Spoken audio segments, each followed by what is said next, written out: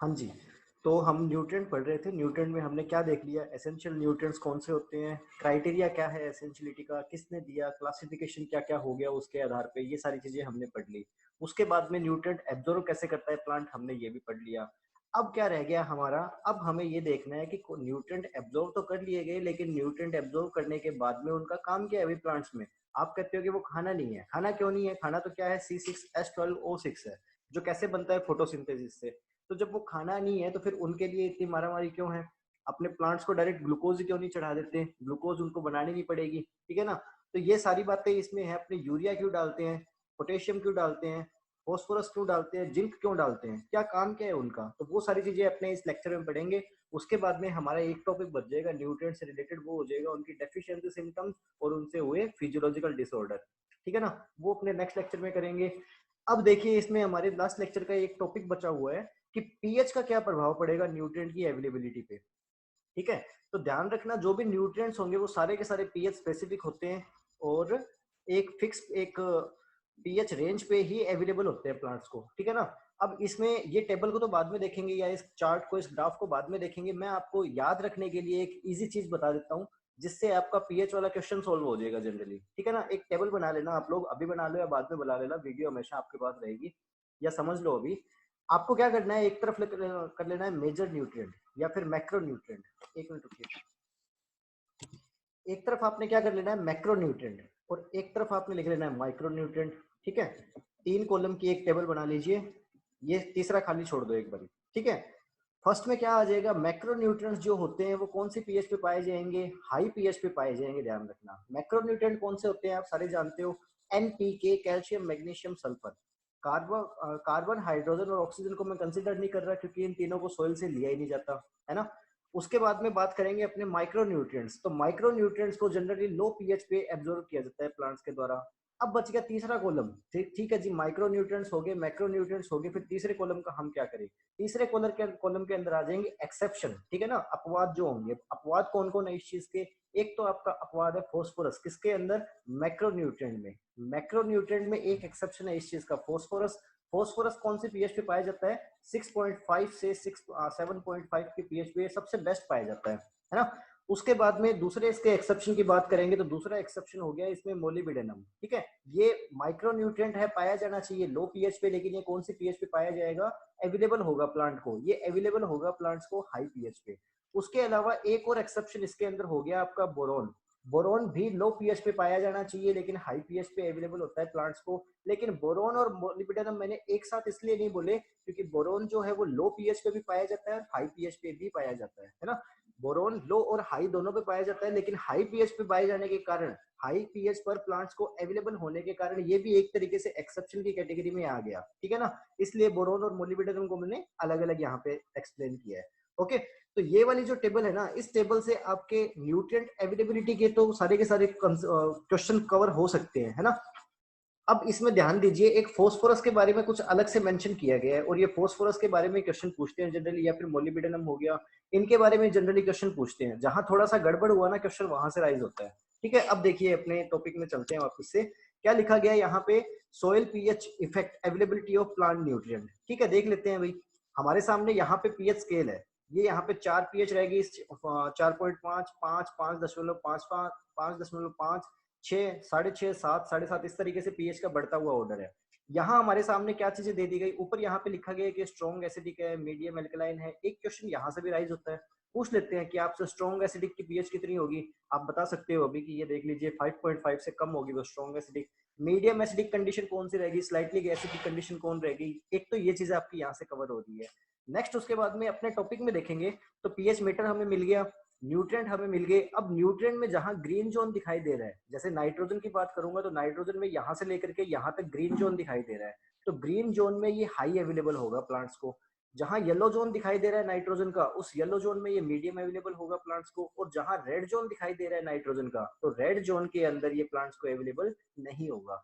पढ़ने की कोशिश करते हैं इस चीज को, देखते हैं जो नाइट्रोजन ग्रीन जोन है उसकी पीएच की रेंज क्या होगी। उसकी पीएच की रेंज होगी जी 6 से लेकर के और 7.5 के बीच में, ठीक है। यानी कि 6 से 7.5 के पीएच पे नाइट्रोजन प्लांट को बेस्ट अवेलेबल होगा। उससे कम या ज्यादा होगी तो मामला खराब हो गया। लेकिन अगर मैं बात करूंगा तो ये 7 से ऊपर हाई पीएच वाले में भी आ गया ना, 7 से ऊपर वाली पीएच पे भी अवेलेबल हो रहा है ये प्लांट को। इसी तरीके से फोस्फोरस है, ये भी देख लीजिए हाई पीएच पे ही आ गया एक तरीके से, लेकिन ये 6.5 पे बेस्ट अवेलेबल होता है। उसके बाद में पोटेशियम हाई पीएच पे, सल्फर हाई पीएच पे, कैल्शियम भी वही 7 के आसपास या 7 से ऊपर, मैग्नीशियम भी वही हाई पीएच पे। ये आपके सारे के सारे कौन से हो गए, मैक्रोन्यूट्रिएंट, कौन सी पीएच पे अवेलेबल हो रहे हैं, हाई पीएच पे, है ना। उसके बाद में बात करेंगे माइक्रोन्यूट्रिएंट्स की, तो आयरन आपके माइक्रोन्यूट्रिएंट है, लो पीएच पे अवेलेबल हो रहा है। मैग्नीज लो पीएच पे अवेलेबल हो रहा है। बोरोन लो पीएच पे अवेलेबल होने के साथ साथ कहाँ, हाई पीएच पर भी अवेलेबल हो रहा है। कॉपर और जिंक की बात करेंगे, वो भी लो पीएच पे अवेलेबल हो रहे हैं। मोलिब्डेनम आपका हाई पीएच पे अवेलेबल हो रहा है, जो कि एक्सेप्शन था। बोरोन भी एक्सेप्शन था, लेकिन बोरोन लो पीएच और हाई पीएच दोनों पे अवेलेबल हो रहा है, ध्यान रखना, ठीक है ना। अब बात करेंगे अपने कि सबसे जो बढ़िया जो ऑप्टिमम सॉइल पीएच है किसी भी प्लांट के लिए। अब ऐसा तो हो नहीं सकता कि उसको नाइट्रोजन चाहिए तो पीएच बढ़ा दीजिए, मोलिब्डेनम चाहिए तो पीएच बढ़ा दीजिए। पीएच तो सॉइल की एक फिक्स ही रहेगी ना, जैसे 5 होगी, 6 होगी, 7 होगी, 8 होगी, वोटेवर जितनी भी है फिक्स रहेगी। तो फिक्स में ऑप्टिमम सॉइल पीएच कितनी होनी चाहिए, तो ऑप्टिमम सॉइल पीएच की रेंज यहाँ पे दी गई है 6.2 से लेकर के और 7.3 के बीच में। यानी आप इसको 6 से 7.5 कंसिडर कर सकते हो कि 6 से लेकर के 7.5 की पीएच जो रेंज है, उस पीएच में मोस्टली सारे न्यूट्रिएंट ही अवेलेबल हो जाते हैं, ठीक है ना। अगर इससे कम रेंज हो गई तो मैक्रोन्यूट्रिएंट्स गायब हो जाएंगे, और पीएच इससे बढ़ गई तो माइक्रोन्यूट्रिएंट्स की अवेलेबिलिटी खत्म हो जाएगी। समझ गए ना इस चीज को।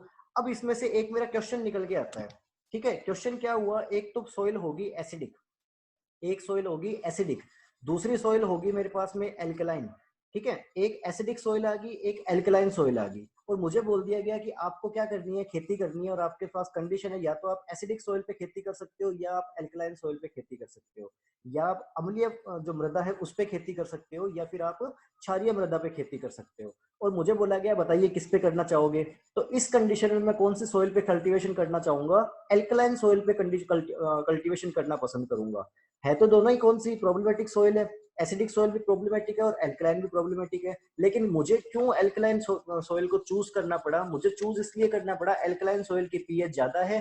पीएच ज्यादा है तो कम से कम उसमें मुझे मैक्रोन्यूट्रिएंट तो मिल ही जाएंगे। प्लांट में मैक्रोन्यूट्रिएंट की रिक्वायरमेंट ज्यादा होती है कंपेयर टू माइक्रोन्यूट्रिएंट। हालांकि एसेंशियल ये सारे के सारे हैं, आप अच्छे से जानते हो इस चीज को कि 17 में से किसी की मात्रा में भी कमी आ गई। ये मैंने एक केस दिया है आपको केवल, ठीक है ना। बाकी प्रॉब्लमेटिक सॉइल पे खेती नहीं होती।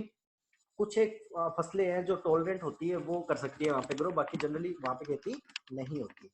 लेकिन फिर भी अपने एक केस दिया अपने को, केस को लेकर के अगर कंसीडर करें तो उस कंसीडरेशन में मैं उस सोइल को चूज करूंगा जिस सोइल के अंदर मुझे मैक्रोन्यूट्रिएंट की अवेलेबिलिटी हो रही है। क्योंकि वही चीज होगी ना कि आप बुखार हो गया, आपको फीवर हो गया आपको, ठीक है। फीवर होने के बाद में अब क्या है कि आपको दवाई लेनी है, लेकिन वो दवाई थोड़ी कंसंट्रेट है, आपको थोड़ी डाइल्यूट करके लेनी है, ठीक है। यानी उस दवाई में आपको थोड़ा पानी मिला के लेना है। लेकिन अब एक सपोज करो कि एक आपके साथ कंडीशन दे दी जाए कि इस कंडीशन में या तो आपको दवाई ले सकते हो आप, या आप पानी ले सकते हो, दोनों आपको एक साथ अवेलेबल नहीं होंगे, और आपको फीवर हो रखा है। तो आप क्या कहोगे, कोई बात नहीं, पानी के बिना ही दवाई ले लेंगे, कम से कम फीवर तो ठीक करेगा। तो वो वाली कंडीशन होगी, अकेले पानी से कुछ नहीं होगा, ठीक है। लेकिन इस वाली कंडीशन में मैक्रोन्यूट्रिएंट्स को अपने प्राथमिकता देंगे कि मैक्रोन्यूट्रिएंट्स हमें मिल जाए, क्योंकि वो लार्ज क्वांटिटी में चाहिए प्लांट को, और उनके बिना प्लांट को दिक्कत हो जाएगी। बात समझ गए। यहाँ तक अपनी ये बातें होगी कंप्लीट, पीएच का क्या प्रभाव पड़ गया, कौन सी पीएच पे कौन सा अवेलेबल होगा, क्लियर है। ये आपको समझाने के लिए मैंने बता दिया, लेकिन याद आपको जो टेबल करवा दी वो टेबल याद रख लेना आप, उससे आपका काम हो जाएगा। एक चीज, सेकंड चीज, अब यहाँ पे फोस्फोरस पे बहुत ज्यादा फोकस किया गया था कि फोस्फोरस लो पीएच पे भी दिक्कत करता है, हाई पीएच पे भी दिक्कत करता है। 6.5 से लेकर के 7, 7.5 की पीएच पे ही अवेलेबल रहता है, 6.5 से 7 की पीएच में ही अवेलेबल रहता है। तो उसमें प्रॉब्लम क्या है, ठीक है, वो प्रॉब्लम देखते हैं क्या है।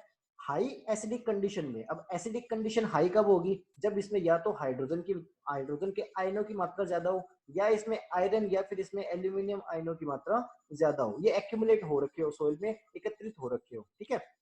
तो या तो मैं बोल दूं हाई एसिडिक कंडीशन, या मैं बोल दूं एल्यूमिनियम या फिर आयरन, इनका एक्यूमुलेशन हो रखा होगा सॉइल में।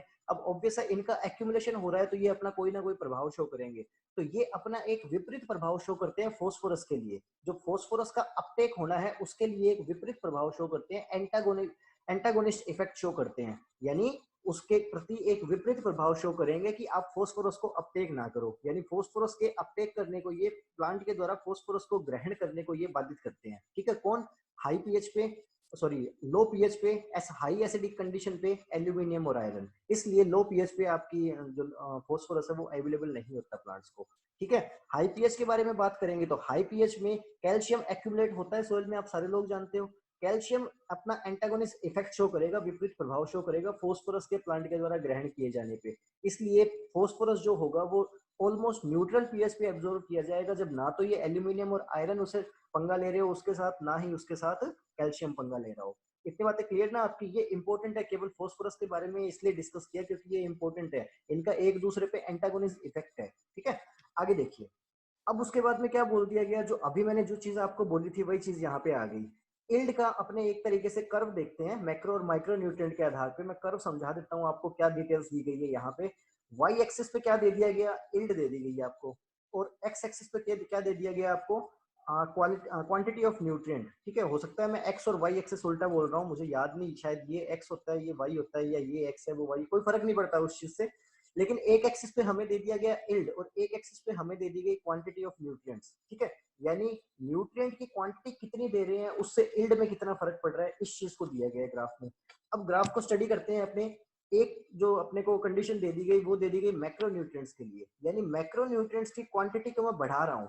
ठीक है, मैक्रो न्यूट्रिएंट्स की क्वांटिटी इस तरफ जाएंगे तो मैक्रो न्यूट्रिएंट्स की क्वांटिटी बढ़ेगी इस वाली लाइन के पॉइंट ऑफ व्यू से। तो मैक्रो न्यूट्रिएंट्स की क्वांटिटी को मैं जैसे ही बढ़ा रहा हूँ तो ये ऊपर अगर चला जाएगा, लाइन हॉरिजॉन्टल ग्रो होने के साथ साथ वर्टिकल हाइट भी लेना शुरू कर देगी, इट मीन की इल्ड में भी वृद्धि हो रही है।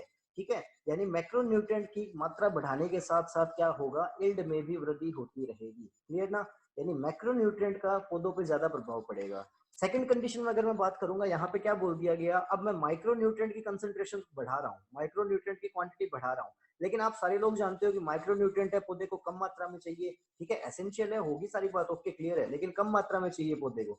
तो एक पॉइंट तक जाकर के तो इल्ड बहुत ज्यादा बढ़ेगी, लेकिन एक पॉइंट पे जाकर के अब इससे ज्यादा माइक्रो न्यूट्रिएंट देने का पौधे पे कोई फर्क नहीं हो रहा, अब इल्ड कम होना शुरू हो जाएगी क्योंकि मैक्रो न्यूट्रिएंट जो है वो अवेलेबल नहीं है इस वाली कंडीशन में। यानी एक पॉइंट तक जाकर के इल्ड बढ़ेगी और बहुत स्पीड से बढ़ेगी, लेकिन बाद में जाकर के उसका काम खत्म हो जाएगा, इल्ड बिल्कुल गिर जाएगी। कारण क्योंकि माइक्रो न्यूट्रिएंट्स है वो कम मात्रा में चाहिए, जबकि मैक्रो न्यूट्रिएंट्स है वो ज्यादा मात्रा में चाहिए। ज्यादा इंपॉर्टेंट ये चीजें ध्यान रखना। ठीक है, ओके। अब एक सवाल आकर के खड़ा हुआ। ठीक है, भाई साहब आ गए, भाई साहब क्वेश्चन मार्क ले आए। ठीक है, आप लोग डाउट पूछते नहीं तो मैंने इनको इंट्रोड्यूस कर लिया कि आप आज से डाउट पूछ लेना। अब इन्होंने डाउट पूछा, इनका डाउट ये है कि सर मैक्रो न्यूट्रिएंट्स को आप बढ़ा रहे हो, मैक्रो न्यूट्रिएंट्स यानी वही एनपीके, कैल्शियम, मैग्नीशियम, सल्फर। ठीक है, आप मैक्रो न्यूट्रिएंट्स को बढ़ा रहे हो, अब मैं बाकी को भूल जाता हूँ, एक बार नाइट्रोजन को पकड़े रखता हूँ। तो क्या मैं मैक्रो न्यूट्रिएंट्स की मात्रा को जितना ज्यादा बढ़ाऊंगा इल्ड उतनी ज्यादा मिलती रहेगी मुझे? नहीं। क्यों नहीं मिलेगी? क्योंकि एक पॉइंट पे आकर के जितना नाइट्रोजन आपको एक प्लांट को चाहिए अपने ग्रोथ करने के लिए, उस पॉइंट को अगर आपने क्रॉस कर लिया तो उस पॉइंट को क्रॉस करने के बाद में जो नाइट्रोजन की अधिक मात्रा है वो अपना एक टॉक्सिक इफेक्ट शो करना शुरू कर देगी, अपना एक विपरीत प्रभाव दिखाना शुरू कर देगी। क्लियर ना? अब क्या विपरीत प्रभाव दिखाएंगे वो अपने बाद में डिस्कस करेंगे, यहाँ डिस्कस नहीं करेंगे। सेकंड एक चीज और मैं आपको बता देता हूँ कि अगर हमने सोइल में बहुत ही ज्यादा एक्सेस न्यूट्रिएंट डाल दिया, एक्सेस फर्टिलाइजर डाल दिया, न्यूट्रिएंट अपने सप्लाई करने के लिए सोइल में फर्टिलाइजर ऐड करते हैं, बहुत ज्यादा मात्रा में हमने फर्टिलाइजर सोइल में ऐड कर दिया, तो उसका एक प्रॉब्लम ये रह जाएगी कि इस प्लांट के अंदर कंसंट्रेशन कम हो गई, बाहर कंसंट्रेशन ज्यादा हो गई। आपको पता है डिफ्यूजन अपना काम करने लग जाएगा, उसका मिशन ही क्या है, इक्विलिब्रियम स्थापित करना। ठीक है ना, वो अपने मिशन में लग जाना है। वो कहेगा कि ठीक है, बाहर अगर बाहर कंसंट्रेशन ज्यादा है अंदर कंसंट्रेशन कम है, तो अंदर से मैं सोल्यूट को बुला लेता हूँ बाहर, सॉरी बाहर से मैं सोल्यूट को बुला लेता हूँ अंदर, ताकि कंसंट्रेशन इक्वल हो जाए। सोल्यूट आने लगेंगे उस टाइम वो सेमी परमेबल मेम्ब्रेन कह देगी नहीं आना, फिर वो कहेगा ठीक है भाई वहां नहीं आना तो मुझे तो अपना मिशन पूरा करना है, मेरा तो रोल ही क्या है, साम्यावस्था स्थापित करना, इक्विलिब्रियम स्थापित करना। नहीं आना बाढ़ में जाए प्लांट व्लांट, मैं तो जा रहा हूँ पानी को लेकर के बाहर, और प्लांट से पानी बाहर आ जाएगा हाइपर टॉनिक सॉल्यूशन होने की वजह से। बाहर बाहर हाइपरटोनिक सॉल्यूशन होने की वजह से क्या हो जाएगा, प्लाज्मोलाइसिस हो जाएगा, जिसकी वजह से आपके प्लांट की सेल बिल्कुल सिकुड़ जाएगी। सिकुड़ जाएगी यानी विल्टिंग हो गई, टर्बिडिटी लूज कर दी उन्होंने अपनी, विल्टिंग यानी कि पौधा मुरझा गया, मुरझा गया यानी अल्टीमेटली प्लांट आपका फाइनली मर जाएगा। तो एक पॉइंट तक ध्यान रखना, एक पॉइंट तक आप मैक्रोन्यूट्रिएंट की मात्रा को बढ़ाते रहोगे तो ही इल्ड में ग्रो वृद्धि होगी। एक पॉइंट पर जाने के बाद में, सैचुरेशन लिमिट पे पहुंचने के बाद में आप माइक्रोन्यूट्रिएंट, मैक्रोन्यूट्रिएंट कोई भी न्यूट्रिएंट और दे रहे हो, तो अब क्या हो जाएगी, आपकी इल्ड गिरना शुरू हो जाएगी। तो सर फिर यहाँ पे गिरना क्यों नहीं दिखाया गया? क्योंकि यहाँ पे माइक्रो न्यूट्रिएंट और मैक्रो न्यूट्रिएंट को एक दूसरे से कंपेयर किया जा रहा था, ना कि आपके मैक्रो न्यूट्रिएंट की ओवरऑल न्यूट्रिएंट की कंटेंट को ना कंपेयर नहीं किया जा रहा था, इसलिए इस ग्राफ में उनको यील्ड को गिरता हुआ नहीं दिखाया। ठीक है, यहाँ पे इस चीज को कंपेयर किया जा रहा था कि मैं मैक्रो न्यूट्रिएंट को ज्यादा मात्रा में दूं या फिर माइक्रो न्यूट्रिएंट को ज्यादा मात्रा में दूं तो क्या फायदा होगा, क्या फर्क होगा। ठीक है, तो उसके कंपैरिजन में आप मैक्रो न्यूट्रिएंट को अगर दोगे तो यील्ड ज्यादा बढ़ेगी, माइक्रो न्यूट्रिएंट में यील्ड उतनी ज्यादा नहीं बढ़ेगी। बहुत रैपिडली यील्ड बढ़ेगी आपकी, लेकिन एक पॉइंट पे आने के बाद में उससे ज्यादा मात्रा में माइक्रो न्यूट्रिएंट देने से कोई फर्क नहीं पड़ेगा, या नकारात्मक फर्क, नेगेटिव इफेक्ट पड़ेगा उसका। ठीक है, टॉक्सिक इफेक्ट रहेगा उसका। तो होपफुली आपको यहाँ तक सारी चीजें समझ में आई है। अब अपने स्टार्ट करते हैं टॉपिक अपना, physiological role of essential elements. इस टॉपिक में कुछ ऐसी बातें हैं कि अगर मैं ये टॉपिक प्री पीजी वालों को करवा रहा होता न्यूट्रिएंट्स का, तो मैं ये टॉपिक कभी नहीं करवाता। ठीक है, लेकिन अब मैं यहाँ पे फर्स्ट ईयर को भी करवा रहा हूँ, इसलिए मैं इस टॉपिक को कंसिडर कर रहा हूँ यहाँ पे, क्योंकि इसके अंदर ज्यादा बातें हैं नहीं एक्सप्लेन करने वाली, बहुत कम बातें हैं एक्सप्लेन करने की, लेकिन फिर भी मैंने कोशिश की है कि बहुत ज्यादा इन्फॉर्मेशन इसके अंदर डाल सकूं, ताकि आप सारे लोगों के लिए ये लेक्चर कुछ इंटरेस्टिंग भी हो जाए, कुछ एक्सप्लेन करने लायक भी हो जाए। बात करते हैं, शुरुआत करते हैं physiological role of essential elements के बारे में। ठीक है, जो एसेंशियल एलिमेंट थे 17, उनके क्या क्या फिजियोलॉजिकल रोल होंगे, किस तरीके से वो प्रभावित करेंगे प्लांट में, क्या काम करेंगे, उनके बारे में बात करेंगे। सबसे पहला रोल, जो आपके 17 जो न्यूट्रिएंट थे, उन 17 न्यूट्रिएंट के लिए ये 4 चीजें कंपलसरी है कि इनको चारों चीजों में पार्टिसिपेट करना पड़ेगा। अब वो 4 चीजें कौन सी है देखते हैं। चारों चीजों में नहीं, 4 में से कोई एक चीज में या 2 में या 3 में, 4 में, वोटेवर जो भी है, लेकिन मेनली इनका काम ये रहेगा न्यूट्रिएंट्स का। ठीक है, क्या काम रहेगा। फूड, जिस चीज को मैं बोलता हूँ C6H12O6, जिस चीज को मैं फूड बोलता हूँ, फूड का काम क्या रहेगा, एक सबस्ट्रेट के रूप में काम करना। किसके लिए, रेस्पिरेशन के लिए। सेकंड, इसका काम क्या रहेगा, फूड को स्टोर करके रखना, किसके अंदर, आपके सिंक में या फिर फ्रूट में या रूट में, है ना। ये सारा काम फूड का रहेगा। तो न्यूट्रिएंट्स का क्या काम रहेगा, हम यहाँ पे वो स्टडी कर रहे हैं अभी। अब देखिए इसमें क्या बोला गया सबसे पहले।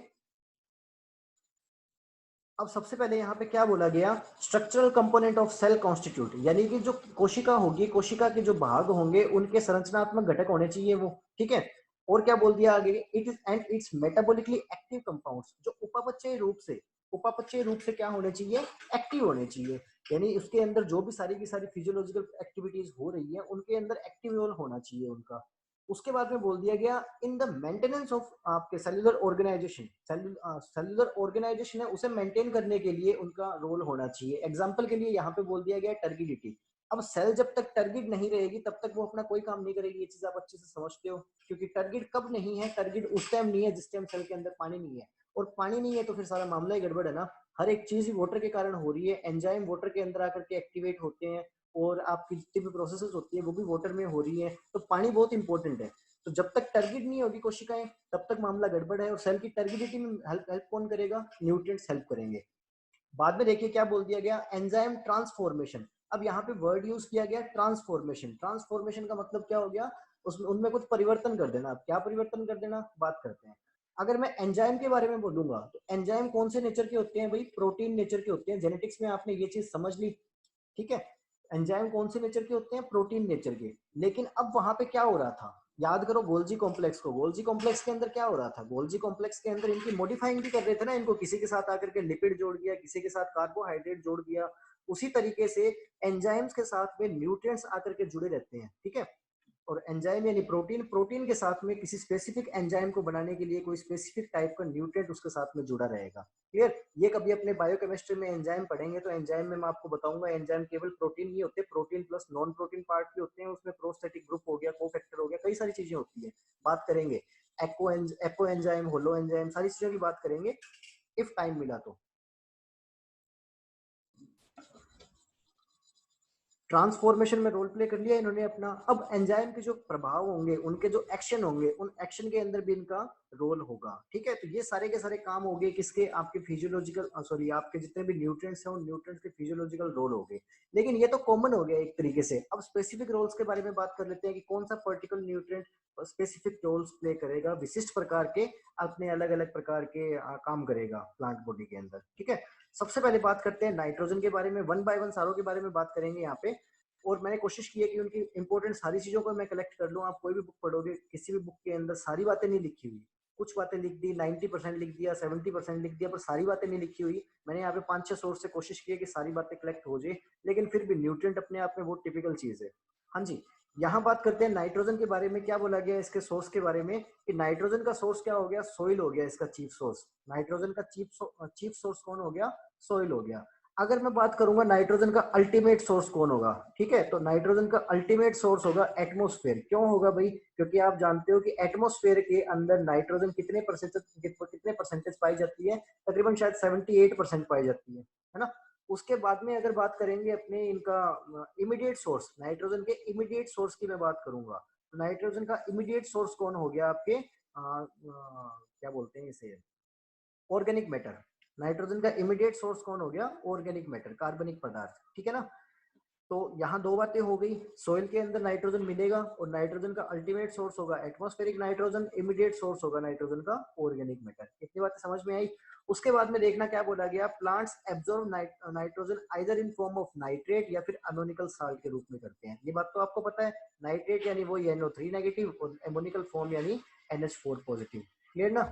उसके बाद में देखो क्या बोला गया, सम बैक्टीरिया एंड हेटेरोसिस्ट, ठीक है, कुछ बैक्टीरिया और heterocyst containing blue green algae fix nitrogen of atmospheric which can be utilised by the plant. कि जो ये आपके कुछ बैक्टीरिया हो गए या कुछ ये ब्लू ग्रीन एल्गी वगैरह हो गए, ये क्या करेंगे, एटमॉस्फेयर नाइट्रोजन जो होते हैं उसे उसका फिक्सेशन करते रहते हैं। फिक्सेशन का मतलब स्थिरीकरण करते रहते हैं उसका, ठीक है। और वो नाइट्रोजन किसके काम आ सकती है, प्लांट्स के काम आ सकती है। प्लांट्स डायरेक्ट एटमॉस्फेयर से नाइट्रोजन कभी नहीं लेंगे, बीच में मीडिएटर होंगे कुछ माइक्रो ऑर्गेनिजम्स, ये जो एटमॉस्फेरिक नाइट्रोजन होगी उसे कन्वर्ट कर देंगे, क्लियर ना। आगे देखिए क्या बोला गया, फिजियोलॉजिकल रोल। ये तो नाइट्रोजन के सोर्स के बारे में हमने सारी बातें कर ली। अब बात करते हैं इसके फिजियोलॉजिकल रोल के बारे में कि प्लांट के अंदर जाकर के आप क्या करोगे भाई। सबसे पहला बोला गया present in the structure of protein molecule. अब प्रोटीन किस चीज के मिलकर बना होता है, एमिनो एसिड से मिलकर के बना होता है। क्या आप एमिनो एसिड के स्ट्रक्चर जानते हो, डेफिनेटली आप एमिनो एसिड के स्ट्रक्चर जानते हो। क्या होता है एमिनो एसिड के अंदर, एक NH2 ग्रुप लगा रहता है ना, वही NH2 ग्रुप क्या हो गया, आपके नाइट्रोजन का सोर्स हो गया, किसके अंदर, एमिनो एसिड में। अब एमिनो एसिड के अंदर नाइट्रोजन होगा तो एमिनो एसिड से मिलकर के प्रोटीन बना है, तो ऑब्वियस है प्रोटीन के अंदर नाइट्रोजन अपने आप हो गया, क्लियर। उसके बाद में क्या बोला गया, impart green colour to plant. पौधों के अंदर जो हरा रंग होता है वो किसके कारण होता है, नाइट्रोजन के कारण। क्यों, क्योंकि नाइट्रोजन किसका हिस्सा है, क्लोरोफिल का हिस्सा है, ठीक है। क्लोरोफिल की जो पोरफायरिन रिंग है, उस पोरफायरिन रिंग में एक बीच में मैग्नीशियम का एटम हो गया और 4 उससे उसके साथ नाइट्रोजन के मॉलिक्यूल जुड़े रहते हैं, है ना, नाइट्रोजन के एटम जुड़े रहते हैं। तो ये नाइट्रोजन उसका हिस्सा होने के कारण, और क्लोरोफिल ही हरे रंग को प्रोड्यूस करेगा, उसका हिस्सा होने के कारण ये क्या करेगा, पौधों में हरा रंग देगा, क्लियर। उसके बाद में देखिए क्या बोला गया, इनकरेज वेजिटेटिव ग्रोथ। नाइट्रोजन जो होगा वो पौधों में हमेशा कायिक वृद्धि को कंट्रोल करेगा। अगर मान लीजिए आपके फ्लावरिंग होने वाली है कहीं, ठीक है, आपने एक क्रॉप लगा रखी है और क्रॉप में फ्लावरिंग होने वाली है, तो उस कंडीशन में आप क्या करोगे, आपने अगर यूरिया की स्प्रे वगैरह कर दी तो वो फ्लावरिंग थोड़ी सी डिले हो जाएगी, ध्यान रखना, ठीक है। फ्लावरिंग उस टाइम पे ना होकर फ्लावरिंग थोड़ी और डिले हो जाएगी। क्यों, क्योंकि नाइट्रोजन जो है वो प्रमोट कर रहा है वेजिटेटिव ग्रोथ को, वो रिप्रोडक्टिव ग्रोथ को प्रमोट नहीं करता, ध्यान रखना, मोस्ट इंपोर्टेंट चीज है ये। उसके बाद में क्या बोल दिया गया, it is found is important molecule like purine. Purine nitrogen base है, पाया जाएगा। पिरिमिडिन नाइट्रोजन बेस है, पाया जाएगा। इनके अंदर भी पाया जाएगा, जो एसेंशियल है किसके अंदर, प्रोटीन सिंथेसिस में। अब प्रोटीन सिंथेसिस में प्यूरिन और पिरिमिडिन किस तरीके से एसेंशियल है, जेनेटिक्स पढ़ने के बाद में आपको शायद ही कोई डाउट होना चाहिए इसमें, किस तरीके से होंगे ये जो होंगे, एडेनिन, साइटोसिन, ग्वानिन वगैरह, यही तो आएंगे किसके साथ, mRNA के साथ। डीएनए से mRNA सीक्वेंस लेकर के आएगा, आगे आकर के टीआरएनए के पास ये आएंगे और टीआरएनए को क्या करेंगे, mRNA से एंटीकोडोन के माध्यम से जानकारी देंगे। यानी कि जो ये चार नाइट्रोजन के बेस पेयर हैं, जो बेसिस हैं, उन्हीं से तो सारा का सारा सीक्वेंस डिसाइड होगा। डीएनए कौन सी भाषा में बात कर रहा है, ट्रिपलेट्स, कोडोन, सारी चीजों को मिक्स कर लो यहाँ पे, बात समझ में आ गई ना।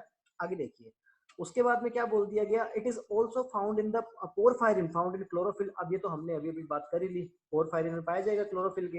And cytochrome enzyme, and hence it is essential for photosynthesis. तो फोटोसिंथेसिस के भी एसेंशियल हो गया। क्यों, किसके अंदर पाया जा रहा है, साइटोक्रोम के अंदर। साइटोक्रोम है क्या चीज, साइटोक्रोम है जी आपका एक इलेक्ट्रॉन ट्रांसपोर्टर, एक जगह से दूसरी जगह इलेक्ट्रॉन को ट्रांसपोर्ट करने का काम करेगा ये। उसके बाद में क्या बोल दिया गया, इट इज पार्टिसिपेटेड इन को एंजाइम्स। अब ये को एंजाइम्स क्या होते हैं, आपके प्रोस्टेटिक ग्रुप क्या होते हैं, इनके बारे में मैं बहुत ज्यादा अभी नहीं बोलूंगा, केवल इनके बारे में मैं इतना बोलूंगा, प्रोस्टेटिक ग्रुप या फिर को फैक्टर या को एंजाइम, इन चीजों को आप एक चीज मान लेना कि ये एक एंजाइम का नॉन प्रोटीन भाग होंगे, एक एंजाइम का नॉन प्रोटीन भाग होंगे। डिटेल में इनको बाद में स्टडी करेंगे, अभी नहीं करेंगे, क्लियर ना। कई सारी टर्म्स आएगी आपके सामने, प्रोस्टेटिक ग्रुप, कोफैक्टर, कोएंजाइम, ये सारी चीजें क्या होंगी, किसी भी एंजाइम का नॉन प्रोटीन भाग, ठीक है। बाकी एंजाइम जो होते हैं प्रोटीन नेचर के होते हैं, आप जानते हो, लेकिन प्रोटीन नेचर के होने के साथ साथ उनके अंदर कई नॉन प्रोटीन चीजें भी आकर के ऐड हो जाती हैं, ठीक है। तो ये सारी चीजें वही होंगी। आगे देखिए, तो नाइट्रोजन है कई को एंजाइम के अंदर भी काम प्ले करेगा, जो एंजाइम का नॉन प्रोटीन भाग होगा उसके अंदर इनका रोल प्ले होगा। उसके बाद में क्या बोल दिया गया, nitrogen plays very important role in metabolism, growth, reproduction and heredity. सारी बातें आप जानते हो। हेरिडिटी क्या, एक पीढ़ी से दूसरी पीढ़ी में आनुवंशिक सूचनाओं का प्रवाह करना, यानी डीएनए का काम। डीएनए का काम, तो डीएनए के अंदर नाइट्रोजन होता है, बिल्कुल होता है, नाइट्रोजन बेसिस के रूप में। क्लियर ना, इतनी बातें होगी। अब एक इंपॉर्टेंट चीज को देखिए, क्या बोला गया, it is readily mobile within the plant tissue, कि जो पादप का उत्तक होगा उसके अंदर ये क्या रहता है, मोबाइल रहता है। मोबाइल का मतलब आप सारे लोग जानते हो, मैंने, हाँ जी, मैंने आपको वहां पे बता रखा है मोबाइल का मतलब। मोबाइल का मतलब क्या हो गया, एक जगह से दूसरी जगह पे मूवमेंट करना। क्लियर।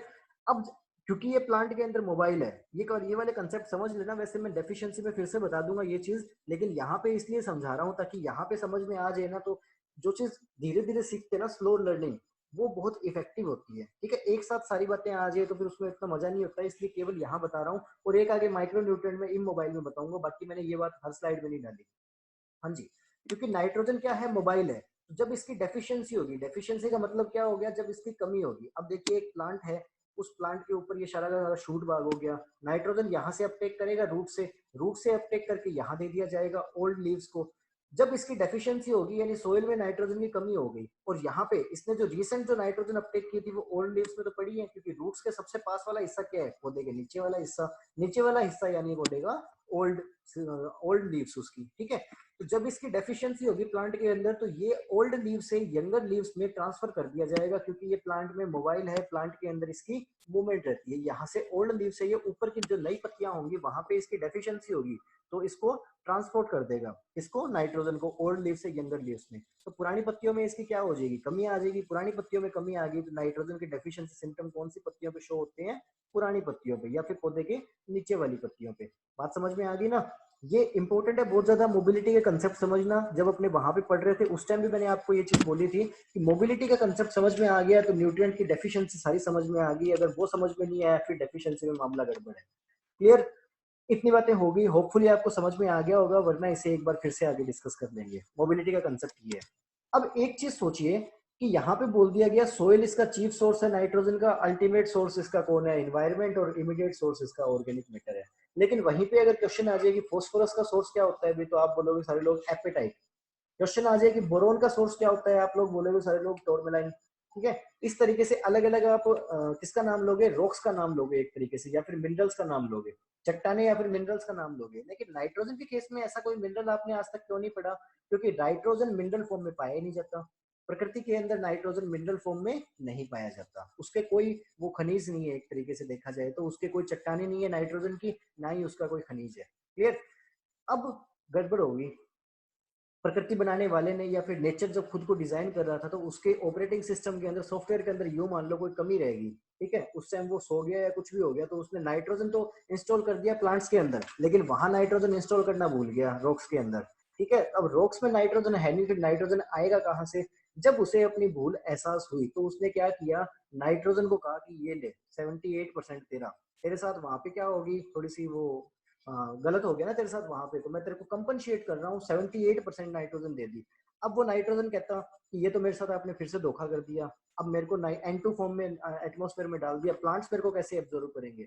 तो उसने कहा कि ये उठा नाइट्रोजन साइकिल। अब नाइट्रोजन साइकिल पढ़ते हो ना, सारा का सारा इसी चीज की वजह से पढ़ते हो, क्योंकि नाइट्रोजन जो है उसका उस तरीके से कोई भी वो नहीं है, रॉक या मिनरल में उसका कोई सोर्स नहीं है। एटमॉस्फेयर में जो नाइट्रोजन है वही नाइट्रोजन घूमती रहती है बार बार, जानवरों में, पशुओं में, पेड़ पौधों में वही नाइट्रोजन घूमती रहती है, बाकी चट्टानों वट्टानों में इसका कोई सोर्स नहीं है।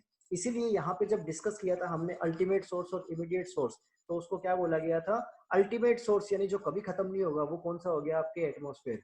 और दूसरा कौन सा, इमीडिएट सोर्स की हाथों हाथ नाइट्रोजन चाहिए तो आप केवल और केवल FYM यूज कर सकते हो, या फिर कोई भी ऑर्गेनिक मैटर यूज कर सकते हो, कार्बनिक पदार्थ यूज कर सकते हो, उसके अंदर जो नाइट्रोजन की मात्रा होगी वो सोइल में सप्लाई हो जाएगी। लेकिन प्लांट्स को ये फाउंडेशन कर दे कि आप केवल और केवल सोइल से ही लोगे। इसीलिए तो ये माइक्रो जो आपके माइक्रो ऑर्गेनिज्म्स है, बैक्टीरिया हो गए या फंगस, बैक्टीरिया हो गए या फिर आपके ब्लू ग्रीन एल्गी, साइनोबैक्टीरिया, ये सारी चीजें होंगी, वो नाइट्रोजन को स्थिरीकरण कर रही है। ठीक है, ये एक तरीके से नेचर के अंदर एक गड़बड़ रह गई थी नेचर की, फिर नेचर ने अपनी गड़बड़ सुधारने के लिए ये सारी चीजें डेवलप करके छोड़ दी। ओके ना, आगे देखिए, यही बात यहाँ पे लिख दी गई कि केवल नाइट्रोजन ही एक ऐसा है जो बेड रॉक के अंदर प्रेजेंट नहीं होता। ठीक है, बेड रॉक यानी आपकी जो रिगोलिथ वाला सीन रह गया, सारा का सारा पेरेंट मटेरियल रह गए, उसके अंदर ये प्रेजेंट नहीं होगा, सोइल के अंदर उस तरीके से प्रेजेंट नहीं होगा, किसी न किसी ऑर्गेनिक मैटर के कारण ही ये सोइल में आया होगा। फॉर एग्जाम्पल, कोई जानवर की डेथ होगी, आपने जानवर को दफना दिया, उस जानवर के शरीर में जो नाइट्रोजन थी वो नाइट्रोजन सोइल में पहुंच गई। ठीक है, पेड़ पौधे की जो पत्तियां थी, ग्रीन मैन्यूरिंग कर दी आपने, या फिर गोबर की खाद को आपने डाल दिया, उसके अंदर जो नाइट्रोजन थी वो सोइल में चली गई, सोइल से प्लांट ने अपटेक कर ली, प्लांट से आगे जानवरों में पहुंच गई, जानवरों से आगे फिर से सोइल में पहुंच गई। इस तरीके से नाइट्रोजन साइकिल सारा का सारा चलता रहेगा। होपफुली जो डिलीवर करना चाह रहा हूँ आप तक वो डिलीवर हो गया होगा। आगे देखिए, सेकंड की बात करते हैं फोस्फोरस के बारे में। अब फोस्फोरस बड़ा इंपॉर्टेंट है भाई। ठीक है, वैसे तो देखिए कोई भी न्यूट्रिएंट ऐसा नहीं है जिसके बिना, ये जो एसेंशियल न्यूट्रिएंट है वो ऐसा नहीं है जिसके बिना मामला हो नहीं सकता। लेकिन अगर मैं बात करूंगा बोरोन के बारे में, ठीक है, मैं केवल और केवल ये चीज जनरली बोल रहा हूँ, स्पेसिफिकली नहीं बोल रहा, ध्यान रखना, आपको एक्सप्लेन करने के लिए। अगर मैं बात करूंगा बोरोन के बारे में, तो बोरोन के ऐसा नहीं है, और भी बहुत सारे फंक्शन है बोरोन के। बोरोन बहुत जरूरी चीज है, कैल्शियम के लिए बहुत जरूरी चीज है बोरोन, बात करेंगे अपने। लेकिन यहाँ पे मान लो कि बोरोन का एक ही फंक्शन है, और वो फंक्शन क्या है, पौधे में रिप्रोडक्टिव ग्रोथ को कंट्रोल करना। कि अगर बोरोन नहीं हुआ तो पौधे में पोलन ग्रेन नहीं बनेंगे। ठीक है ना, पोलन ग्रेन नहीं बनेंगे तो उसमें सीड्स नहीं बनेंगे। तो मैं आया, मैंने आकर के बोल दिया, अच्छा बोरोन का इतना ही एसेंशियल काम है क्या पौधे के लाइफ साइकिल को कंप्लीट करना, और लाइफ साइकिल में भी मोर स्पेसिफिकली रिप्रोडक्टिव सिस्टम वाला काम, कोई दिक्कत वाली बात नहीं है। मेरे को तो आलू की फसल लगानी है, उगाने ही नहीं मैंने फूल। ठीक है, मेरे को गन्ना लगाना है, मैंने फूल उगाने ही नहीं, मैं क्यों बोरोन के पीछे भागूं। बात समझ में आ गई ना। लेकिन यानी कि दूसरों के बारे में अपने मजाक में भी ऐसा बोल सकते हैं कि इनको नहीं कंसिडर करेंगे तो भी अपना काम चल जाएगा। लेकिन फोस्फोरस के बारे में ऐसा मजाक में भी नहीं बोल सकते अपने, क्यों? क्योंकि फोस्फोरस जो है वो एक तरीके से एनर्जी करेंसी का काम करेगा, और बिना पैसे के कुछ भी नहीं होता। करेंसी हो गया ना, बिना पैसे पैसे के कुछ भी नहीं होता। बात आई समझ में? इसलिए इसे क्या बोल दिया गया, की टू लाइफ, क्योंकि ये एक न्यूट्रिएंट इनफ है। अगर इसके इसमें कमी आ गई तो फिर उसके बाद में सारी कहानी खत्म है, कुछ भी पढ़ने का मतलब नहीं है। क्लियर ना? इसलिए फोस्फोरस बहुत जरूरी है प्लांट्स के लिए। अब बात करते हैं फोस्फोरस के सोर्स के बारे में। तो क्या बोल दिया गया, plants absorb phosphorus in form of soluble phosphates such as H3PO4 and HPO4। अपने को पता है ये चीज, प्रीवियस स्लाइड में पढ़ चुके हैं। एब्जॉर्प्शन एबिलिटी डिफर करेगी प्लांट से प्लांट में, पर्टिकुलर प्लांट से दूसरे प्लांट में डिफरेंट उसकी एब्जॉर्प्शन कैपेसिटी होगी, वो कितना फोस्फोरस एब्जॉर्ब कर पा रहा है। ठीक है, जैसे कि कैबेज और अल्फा अल्फा वो फोस्फेट रोक से भी आपके कर सकते हैं, जबकि बार्ले हो गया वो, उसकी जो फोस्फोरस की एब्जॉर्प्शन एफिशिएंसी होगी वो अच्छी नहीं होती। क्लियर? उसके बाद में बात करेंगे अपने फोस्फोरस के फिजियोलॉजिकल रोल के बारे में। अब यहाँ पे वो चीजें नहीं आ रही कि ये एपेटाइट से आएगा, वहां से आएगा, वो चीजें क्यों नहीं आ रही यहाँ पे? क्योंकि वो सोइल केमिस्ट्री में पढ़ेंगे ना जब अपने न्यूट्रिएंट्स को, या फिर एग्रोनॉमी में पढ़ेंगे उस टाइम, मतलब की चीजें अपने न्यूट्रिएंट्स को पढ़ रहे हैं कहाँ पे, फिजियोलॉजी में। तो यहाँ उन चीजों से नहीं देखेंगे, यहाँ इंपॉर्टेंट चीज हमारे लिए क्या है, इसका फिजियोलॉजिकल रोल क्या होगा। ठीक है, अब देखिए यहाँ पे फिजियोलॉजिकल रोल के बारे में बात करेंगे। नाइट्रोजन वाला मैंने अपने से ऐड कर दिया था मोर स्पेसिफिकली, क्योंकि नाइट्रोजन के साथ वो स्पेशल सीन है इनका। तो आप क्या है, मिनरल याद ही तो करना है, इनका मिनरल की टेबल दे दूंगा, याद कर लेना। ओके, फिजियोलॉजिकल रोल के बारे में बात करेंगे तो क्या बोला गया, it is found abundantly in growing and storage organ such as fruit and seeds. यानी जो ग्रोइंग ऑर्गन्स होंगे, स्टोरेज ऑर्गन्स होंगे, उनके अंदर ये बहुत भारी मात्रा में पाया जाएगा। ऑर्गन्स कौन से होंगे वो, जैसे कि फ्रूट हो गया या फिर सीड्स यानी बीज हो गए। यानी मैं मान सकता हूं कि दानों के बनने में और दानों की मैच्योरिटी में, उनके परिपक्व होने में इसका बहुत इंपॉर्टेंट रोल होगा फोस्फोरस का। और ये बहुत इंपॉर्टेंट चीज भी है, ध्यान रखना। यानी ये किस चीज को कंट्रोल करेगा कि प्लांट के अंदर कितना दाना बनेगा और कितना उसमें भूसा बनेगा। ठीक है, भूसा यानी स्ट्रॉ होगी ना, जैसे आपने बात करेंगे व्हीट के बारे में, तो कितना उससे गेहूं निकलेगा और कितना उससे तूड़ी बनेगी एक तरीके से। ठीक है ना। अब क्या मैं ये चाहूंगा कि उससे तूड़ी ज्यादा बने, भूसा ज्यादा बने? नहीं, मैं ये चाहूंगा कि ग्रेन जितना हो सके उतना मैक्सिमम हो। और ग्रेन बनने के लिए रिस्पॉन्सिबल कौन हो गया, फोस्फोरस। अगर आप फोस्फोरस अच्छी मात्रा में रखोगे, दाना ज्यादा मात्रा में बनेगा, दाना ज्यादा मात्रा में बनेगा तो भूसा कम मात्रा में बनेगा। क्लियर ना? आगे देखिए, उसके बाद में क्या बोला गया, it promotes healthy root development. Phosphorus ध्यान रखना, अपने सोइल में पहले क्यों डालते हैं, उसके दो कारण है। एक कारण तो वो सोइल के अंदर इमोबाइल है, अपने इससे पहले डिस्कस कर चुके हैं। सेकंड फोस्फोरस का ये हो गया कि फोस्फोरस रूट्स की अच्छी ग्रोथ के लिए बहुत अच्छा होता है। ठीक है, रूट्स की ग्रोथ के लिए बहुत काम वो इंपॉर्टेंट है, बहुत अच्छा रोल प्ले करता है रूट ग्रोथ में। अब रूट की ग्रोथ मुझे सबसे ज्यादा कौन सी कंडीशन में चाहिए, अपने जनरली यही कहते हैं ना, ये फर्क नहीं पड़ता जमीन से ऊपर कितना है, ये फर्क पड़ता है जमीन के नीचे कितना है। ठीक है, नीचे अगर रूट सिस्टम अच्छा होगा तो ऊपर वाला डेफिनेटली अपने आप अच्छा होगा, क्योंकि रूट उसको ऑब्जर्व करके देता रहेगा आइटम। अब देखिए यहाँ पे जो फोस्फोरस है वो शुरू में इसलिए दिया जाएगा क्योंकि एक तो उसको शुरू में देने का तरीका रह गया इमोबाइल होने के कारण, सेकंड रूट की अच्छी ग्रोथ के लिए, रूट की अच्छी हेल्दी ग्रोथ के लिए उसको स्टार्टिंग में दिया जाएगा। ओके, क्योंकि बाद में तो रूट एस्टिब्लिश हो चुकी है, अब देने से क्या फायदा है। यहाँ क्या बोला गया, और उसके अलावा रूट डेवलपमेंट में इसका रोल हो गया, और फ्रूट राइपनिंग के टाइम ट्रांसलोकेशन करने का, कार्बोहाइड्रेट का ट्रांसलोकेशन, ट्रांसलोकेशन यानी स्थानांतरण करने का, कार्बोहाइड्रेट को एक जगह से दूसरी जगह पे भेजने का काम। अब वही चीज होगी सोर्स और सिंक वाली बात। सोर्स में कहाँ कहाँ फोटोसिंथेसिस होगा, कार्बोहाइड्रेट बनेगा, कार्बोहाइड्रेट को ट्रांसफर कर दिया जाएगा, ट्रांसलोकेट कर दिया जाएगा फ्रूट में, तभी तो फ्रूट की गुणवत्ता अच्छी बनेगी। क्लियर ना। आगे देखिए, आगे इसमें क्या बोला गया, इंपॉर्टेंट कॉन्स्टिट्यूट है न्यूक्लिक एसिड का, हम जानते हैं न्यूक्लिक एसिड यानी डीएनए, डीएनए यानी कि आपके पॉलीन्यूक्लियोटाइड की चेन, पॉलीन्यूक्लियोटाइड यानी कि बहुत सारे nucleotide, nucleotide is equal to phosphoric acid plus sugar plus nitrogen base, जानते हैं हम। फोस्फोलिपिड्स नाम से पता लग रहा है, लिपिड्स इनमें फॉस्फोरस हो। को एंजाइम मैं आपको ऑलरेडी बता चुका हूँ क्या हो गया, नॉन प्रोटीन भाग वगैरह। NADP और NADPH2 ये भी एक तरीके से एनर्जी करेंसी वाला कुछ सीन है, इनके बारे में बात करेंगे तो एटीपी को मैं बोल सकता हूँ कैश, एटीपी को मैं बोल सकता हूँ कैश, और इनको मैं बोल सकता हूँ चेक। अब चेक और कैश में डिफरेंस आई होप सो आपको पता होगा, नहीं पता तो जब अपने फोटोसिंथेसिस और रेस्पिरेशन करेंगे उस टाइम आपको समझा दूंगा कि क्यों इसको चेक बोल सकते हैं, क्यों इसको कैश बोल सकते हैं। आगे बात करते हैं। हाँ जी, फोस्फोलिपिड अलोंग विद प्रोटीन में भी important constituent of cell membrane, ये तो अपन ने अभी थोड़ी देर पहले जो लेक्चर दिया था उसी लेक्चर में पढ़ा था ना, फोस्फोलिपिड वाली बात कहाँ पढ़ी थी हमने, वो क्या चीज थी, ये कौन सी थी वो, एक थ्योरी थी ना, लिग्निन पता नहीं क्या, ऐसा कुछ टर्म था, याद नहीं आ रहा अभी मुझे। तो वहां आपने ये चीज पढ़ी थी फोस्फोलिपिड वाली चीज। उसके बाद में क्या बोल दिया गया, phosphorus play important role in protein synthesis through nucleic acid and ATP, हमें पता है ये चीज। बाद में बोल दिया गया कि इनके द्वारा फॉस्फोरस क्या करेगा, इंपॉर्टेंट रोल प्ले करेगा एनर्जी ट्रांसफर में, क्योंकि एटीपी के द्वारा ये एनर्जी ट्रांसफर होगी। फॉर एग्जांपल मैं कॉलेज में जॉब कर रहा हूँ, कॉलेज से मुझे पैसा मिलेगा, मैं अपने पर्स में या बैंक अकाउंट में डालूंगा, दूसरे शहर में जाऊंगा या कहीं मार्केट में जाऊंगा दूसरी जगह पे, वहां जाकर के या तो एटीएम कार्ड स्वाइप करवा दूंगा या ऑनलाइन पेमेंट कर दूंगा या एटीएम से विड्रॉल करवा के पैसा दे दूंगा सामने वाले को। ठीक है, एक जगह से दूसरी जगह पे पैसा लेके किस किस किस फॉर्म में जा रहा हूँ, पर्स में लेकर के जा रहा हूँ, एटीएम कार्ड है तो मेरा पर्स में है, और अगर कैश है तो मेरा पर्स में है, वॉलेट में ही है ना मेरे। तो उसी तरीके से जो ये फोस्फोरस होगा, एटीपी को मैं हमेशा हमेशा बोलता रहता हूँ भरा हुआ वॉलेट, और एडीपी को मैं हमेशा बोल देता हूँ खाली वॉलेट। क्लियर। तो वही है, अब एटीपी और एडीपी है क्या, फोस्फोरस इनके अंदर एक ज्यादा है, ये डाइफॉस्फेट है, ये ट्राइफॉस्फेट है। क्लियर, इनके बारे में बात करेंगे रेस्पिरेशन चैप्टर में अपने। तो ये हो गया सारा का सारा, आप समझ ही गए। एनर्जी स्टोरेज का काम करेगा, स्टोरेज का काम कैसे करेगा, एडेनिन डाइफॉस्फेट खाली पर्स, एडेनिन ट्राइफॉस्फेट भरा हुआ पर्स, फॉस्फेट ही तो ऐड हो रहा है ना आकर के इसमें, तो ये एटीपी के रूप में एनर्जी इसने स्टोर कर ली। NADPH2 के रूप में भी एनर्जी स्टोर करके रखता है। तो एटीपी को स्टोर करके रखेगा, इसको एनर्जी करेंसी बोल दिया गया, और की है लाइफ की। ठीक है, लाइफ की है। उसके बाद में अगर बात करेंगे तो नाइट्रोजन, अगर नाइट्रोजन की मात्रा प्लांट में ज्यादा हो गई तो सबसे पहले बात करेंगे नाइट्रोजन की मात्रा ज्यादा होगी तो नुकसान क्या क्या होंगे। नाइट्रोजन की मात्रा प्लांट में ज्यादा होगी तो प्लांट वेजिटेटिव ग्रोथ ज्यादा करेगा, प्लांट कायिक वृद्धि ज्यादा करेगा। मैं यहाँ पे एग्जाम्पल के लिए ले लेता हूँ वीट को, एग्जाम्पल के लिए मैंने ले लिया वीट को। वीट के अंदर मैंने नाइट्रोजन बहुत ज्यादा डाल दिया, तो नाइट्रोजन ज्यादा होने की वजह से वो वेजिटेटिव ग्रोथ बहुत ज्यादा करेगा, यानी उसका जो कल्म होगा, कल्म आप समझ गए ना किसे बोलते हैं, वीट का एक जो स्टेम टाइप होता है उसे बोलते हैं अपने कल्म। ठीक है, तो क्या हो गया, जो वीट का जो कल्म होगा वो कल्म बहुत ज्यादा ग्रोथ करेगा, हाइट उसकी ज्यादा हो जाएगी। अब उसकी हाइट ज्यादा होगी तो प्रॉब्लम क्या हो जाएगी, प्रॉब्लम हो जाएगी कि अब हवा वगैरह आएगी तो उसके अंदर लॉजिंग की प्रॉब्लम क्रिएट हो जाएगी, क्योंकि सॉलिड तो होता नहीं बहुत ज्यादा। ठीक है, नाजुक सा ही होता है, थोड़ी सी हवा चलेगी वो गिर जाएगी। क्लियर ना। फिर गिर जाएगी तो कितनी सारी प्रॉब्लम्स होगी, ये सारी बातें आपको बताने की आवश्यकता नहीं है, आप जानते हो अच्छे से। लॉजिंग और लॉगिंग ये टर्म्स मैं आपको बता चुका हूँ, लॉजिंग दो टाइप की थी, लॉगिंग भी दो टाइप की थी, ये चारों टर्म्स अपने डिस्कस कर चुके हैं प्रीवियस लेक्चर्स में, यहाँ दोबारा नहीं बताऊंगा, टाइम वेस्ट होता है बार बार बताने से।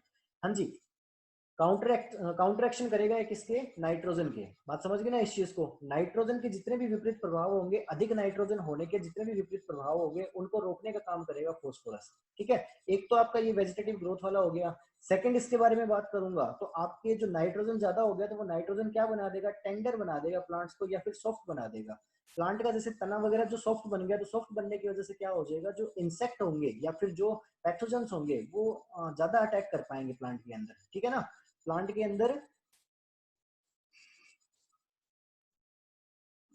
प्लांट के अंदर ज्यादा मात्रा में एब्जॉर्व कर जाएंगे। क्लियर? क्या चीज आपके ये, एक मिनट रुको यार, बीच में वो चेक पे मैसेज आ गया, उस चक्कर में फ्लो टूट गया। देखिए क्या बोल रहा हूँ मैं, ये बोल रहा हूँ कि नाइट्रोजन की मात्रा अगर ज्यादा होगी तो वो क्या हो जाएगा, मोर ससेप्टेबल हो जाएगा। किस चीज के लिए? आपके इंसेक्ट और डिजीज के लिए। ठीक है? कैसे हो जाएगा? उसका जो वो तना वगैरह हो गया वो बहुत ज्यादा सॉफ्ट हो जाएगा प्लांट का, और सॉफ्ट होने की वजह से वो ज्यादा आसानी से पेनिट्रेट कर पाएंगे। कौन? इंसेक्ट। इंसेक्ट ने पेनिट्रेट कर दिया, वहां पे कट लग गया, कट लगे हुए से माइक्रो ऑर्गेनिज्म ज्यादा एंट्री कर सकते हैं प्लांट के अंदर। क्लियर ना? तो ये भी एक नाइट्रोजन का ड्रॉबैक हो गया अगर उसकी मात्रा ज्यादा हो रही है तो। ठीक है?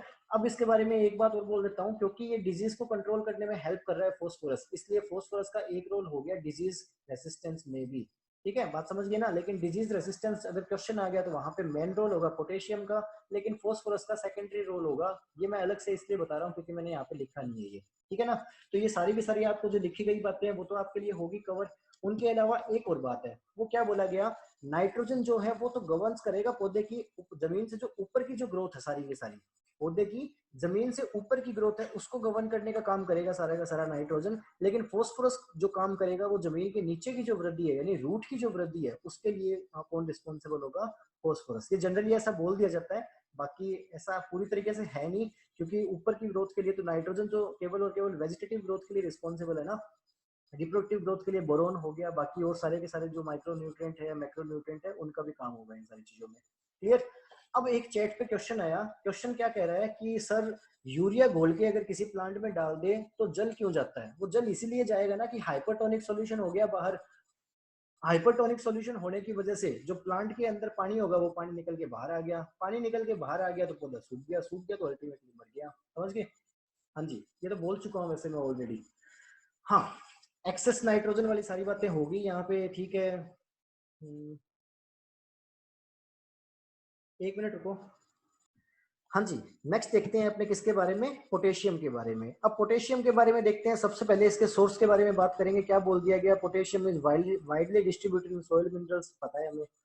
Forms such as potash feldspar, mica, glauconite are slowly converted into soluble form by weathering processes. ठीक है?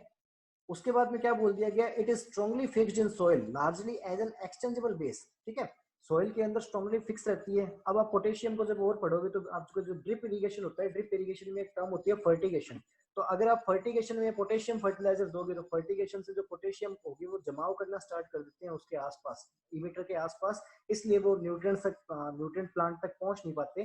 कई सारी बातें हैं इनमें, वो अपने आगे आगे डिस्कस करेंगे। यहाँ पे ड्रिप इरिगेशन वाला पूरा नहीं बताना मैंने, वरना मामला खराब हो जाना है। वही मैंने यहाँ फिक्सेशन सॉइल के अंदर स्ट्रांगली फिक्स होता है, इसलिए मैंने ये चीज आपके यहाँ पे लिंक कर दी।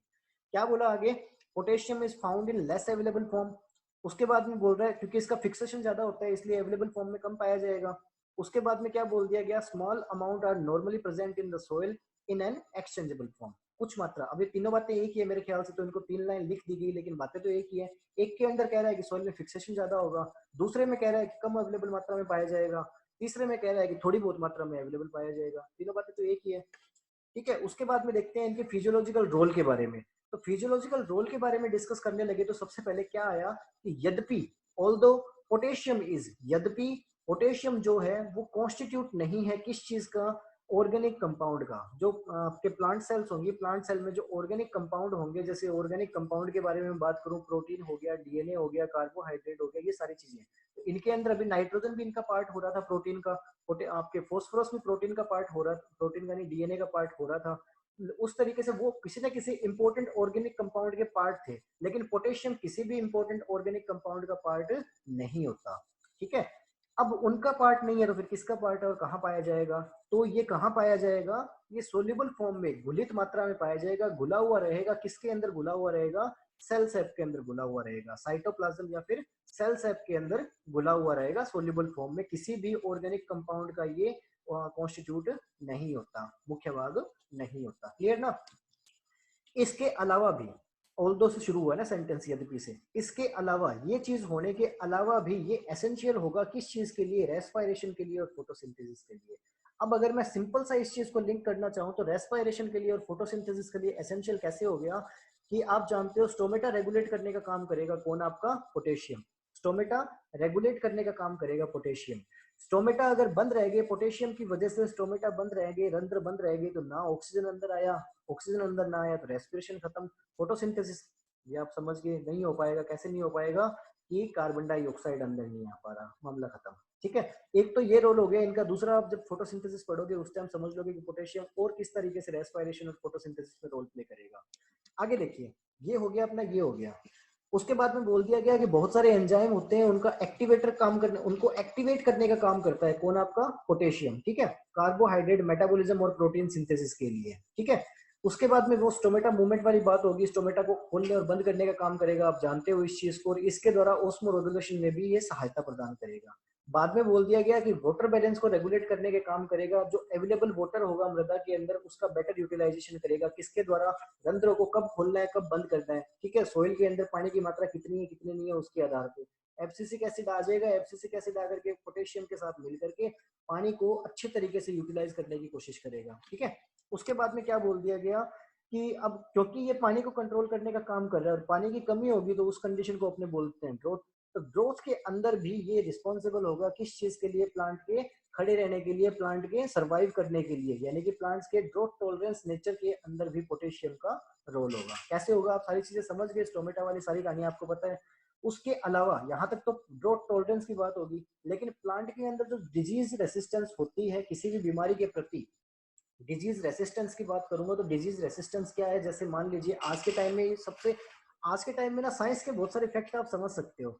फॉर एग्जांपल अगर मैं बात करूंगा तो देखिए, अब कोरोना वायरस के बारे में कहा जा रहा है। ठीक है, एक मैं आपको दिखाता हूँ, ये कुछ पता नहीं क्या चीज है, मैं नहीं जानता ये कहाँ है, ये मैं नहीं जानता है क्या चीज है, कौन सी दवाई है, लेकिन मेरे फादर साहब लेकर के आए हैं इनको, और वो कहते हैं कि इनको सुबह ना खाली पेट लेना चाहिए, और इससे इंसान का, होम्योपैथिक दवाइयां हैं कुछ, इनसे क्या होगा? इम्यून सिस्टम डेवलप होगा। ठीक है, इम्यून सिस्टम हमारा हमारा मजबूत होगा। डॉक्टर्स की सुने तो डॉक्टर्स कह रहे हैं कि आप दाल प्रोटीन खाइए इन दिनों में, ताकि आपका क्या रहे, डाइट आप अच्छी लीजिए, अपने दिनचर्या को सही रखिए, ताकि आपका जो इम्यून सिस्टम है वो अच्छा काम करता रहे। आपको कोरोना वायरस हो भी जाए तो होने के, जो आपको कोविड-19 डिजीज है वो हो भी जाए, होने के बाद में भी आप उससे सरवाइव कर सको, उसके आपके शरीर पे नकारात्मक प्रभाव कम से कम हो। समझ गए ना? यानी कि हमारे शरीर के अंदर एक प्रतिरक्षा तंत्र है जो क्या काम करेगा? बीमारियों के खिलाफ फाइट करेगा। अगर वो प्रतिरक्षा तंत्र कमजोर हो गया तो मामला गड़बड़ है। वायरस क्या करते हैं? उसी प्रतिरक्षा तंत्र को तोड़ देते हैं, खत्म कर देते हैं, फिर हम छोटी से छोटी बीमारी से भी मर जाते हैं। ओके, उसी तरीके से प्लांट्स के अंदर भी डिजीज के प्रति क्या होगा? रेसिस्टेंस होगी, उनके अंदर बीमारियों के प्रति लड़ने की क्षमता होगी, और वो क्षमता किसके कारण होगी? पोटेशियम के कारण होगी। ध्यान रखना, मोस्ट इंपोर्टेंट है। पूछते हैं, जो यहाँ पे मैंने बोल्ड कर रखे हैं और दूसरे कलर से बोल्ड कर रखे हैं वो मोस्ट इंपोर्टेंट है। आगे देखिए क्या बोला गया कि ये फॉर्मेशन और ट्रांसफर किसके? आपके स्टार्च या फिर शुगर के। अब इनको स्टार्च या शुगर बोल दूं मैं, या फिर इनको कार्बोहाइड्रेट बोल दूं, बात एक ही है। कार्बोहाइड्रेट के निर्माण में और स्थानांतरण में ये क्या करेगा? अपना एक रोल प्ले करेगा। ठीक है, ये हो गया। इसलिए जो आपके बनाना हो गए, स्वीट पोटैटो हो गए, इनके अंदर इनकी लार्ज क्वांटिटीज पाई जाएगी। क्यों पाई जाएगी? अगर मैं पोटैटो की बात करूंगा तो पोटैटो के अंदर पाया क्या जाता है? स्टार्च ही तो पाया जाता है ना पोटैटो में, और स्टार्च क्या चीज है? कार्बोहाइड्रेट है। कार्बोहाइड्रेट की मात्रा उसमें ज्यादा पाई जा रही है। मात्रा स्टोर ज्यादा कब होकर के रहेगी? जब ज्यादा मात्रा में प्लांट प्रोड्यूस करेगा। प्लांट प्रोड्यूस करेगा कार्बोहाइड्रेट, तो किसकी आवश्यकता होगी? पोटेशियम की आवश्यकता होगी। यानी कार्बोहाइड्रेट बनाने के लिए और उसे रूट में या फिर आपके मॉडिफाइड स्टेम में ट्रांसफर करने के लिए, दोनों चीजों के लिए पोटेशियम की आवश्यकता होगी। इसलिए इस टाइप की जो फसलें हो गई, जो वेजिटेटिव पार्ट में स्टार्च को स्टोर करके रखेंगी, वो सारी की सारी क्या वेजिटेटिव या रिप्रोडक्टिव पार्ट में स्टार्च को आपके या कार्बोहाइड्रेट को स्टोर करके रखेंगी, वो क्या करेंगी? आपके लार्ज मात्रा में, उनकी लार्ज क्वांटिटी में पोटेशियम का अपटेक करेगी। आप बनाना क्रॉप या पोटैटो वगैरह ये पढ़ते हो तो उनके अंदर पोटेशियम की मात्रा ज्यादा देनी पड़ती है, उसका कारण यही है। क्लियर? उनके देख लीजिए, पोटैटो कार्बोहाइड्रेट, स्वीट पोटैटो में कार्बोहाइड्रेट काफी, टर्निप में भी कार्बोहाइड्रेट काफी, और बनाना में आप जानते ही हो कार्बोहाइड्रेट और सेलुलोज वगैरह फाइबर काफी पाए जाते हैं। क्लियर? उसके बाद में क्या बोल दिया गया कि ये इंप्रूव करेगा क्वालिटी, प्रोड्यूस की क्वालिटी इंप्रूव करेगा। जो उपज प्राप्त होगी उस उपज की क्वालिटी को इंप्रूव करने का काम करेगा कौन? पोटेशियम। किस तरीके से? जो तंबाकू की जो पत्तियां होंगी उनकी पत्तियों की क्वालिटी इंप्रूव करेगा।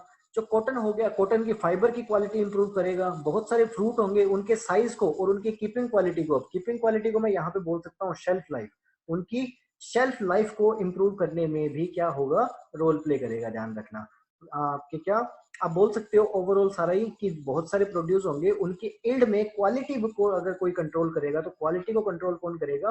पोटेशियम कंट्रोल करेगा। ध्यान रखना, मोस्ट इंपोर्टेंट है पोटेशियम का ये रोल भी। ठीक है। उसके अलावा एक दो इससे मिली जुली बातें, जैसे कि बात करूं मैं सोडियम के बारे में, तो यहाँ मैंने क्या बोला कि ये ड्रॉट टॉलरेंस क्रॉप के अंदर अपना रोल प्ले करेगा, तो उसी तरीके से सोडियम जो होगा वो भी ड्रॉट टॉलरेंस क्रॉप के अंदर रोल प्ले करेगा।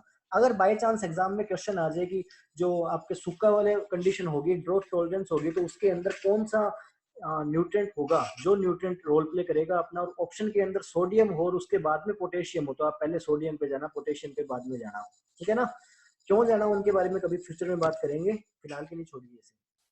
आगे क्या बोल दिया गया, लग्जरी कंजप्शन। अब लग्जरी कंजप्शन है क्या चीज भाई? लग्जरी का मतलब हो गया एक तरीके से मोटी इच्छाएं या फिर महंगी चीजें या फिर ज्यादा, ठीक है।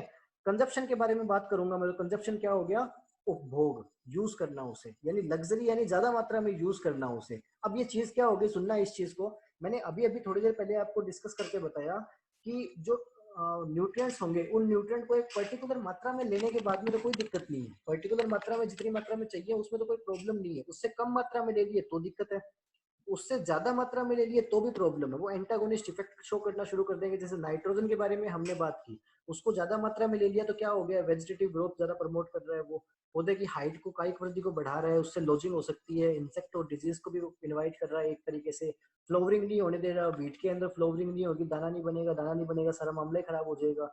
लेकिन बाकी सारे न्यूट्रिएंट्स क्या करेंगे, ज्यादा मात्रा में ग्रहण कर लिया जाएगा तो कोई नकारात्मक प्रभाव शो करेंगे, लेकिन पोटेशियम के साथ ऐसा नहीं है। पोटेशियम को आवश्यकता से अधिक मात्रा में भी अगर ग्रहण कर लिया जाएगा तो वो नकारात्मक प्रभाव अपने उत्पन्न नहीं करता, नकारात्मक प्रभाव शो नहीं करता। आवश्यकता से ज्यादा कब ग्रहण किया जाएगा, जब सोइल के अंदर बहुत ज्यादा मात्रा में उपलब्ध हो। पोटेशियम के इस नेचर के लिए इसे क्या बोल दिया गया, लग्जरी कंजप्शन, ठीक है। उसके बाद में देखिए क्या हो, एक और चीज क्या होगी, पोटेशियम को ट्रैफिक पुलिसमैन बोल दिया गया। क्या बोल दिया गया, ट्रैफिक पुलिसमैन। अब क्यों बोल दिया गया ट्रैफिक पुलिसमैन, इस चीज के लिए बोल दिया गया क्योंकि ये स्टोमेटा को, स्टोमेटल मूवमेंट को कंट्रोल कर रहा है, इनके खुलने और बंद होने को कंट्रोल कर रहा है, ये क्लियर है। इनके खुलने और बंद होने के कंट्रोल करने के कारण इसे ट्रैफिक पुलिसमैन बोल दिया गया, क्योंकि ट्रैफिक वाला भी क्या करेगा, सिग्नल देगा ना, कौन आएगा कौन जाएगा, सिग्नल रोकेगा, गाड़ियों को रोकने का काम करेगा, उनको जाने के अलाउ करेगा, वही सारे काम है। तो इसी तरीके से ये क्या गैस एक्सचेंज और वाटर एक्सचेंज को कंट्रोल कर रहा है, इसलिए इसे ट्रैफिक पुलिसमैन बोल दिया गया। उसके बाद में बात करते हैं कैल्शियम के बारे में, ठीक है। अब धीरे धीरे ना एक एक करके उनके इतने फिजियोलॉजिकल रोल नहीं है, थोड़ा थोड़ा ही होता चला जाएगा, किसी किसी में थोड़ी सी बात बढ़ेगी, बाकी छोटा ही है। उसके बाद में बात करते हैं कैल्शियम के बारे में। कैल्शियम में क्या बोला गया, सोर्स के बारे में बात करेंगे कि सॉइल के अंदर वैरायटी ऑफ मिनरल्स में पाया जाएगा।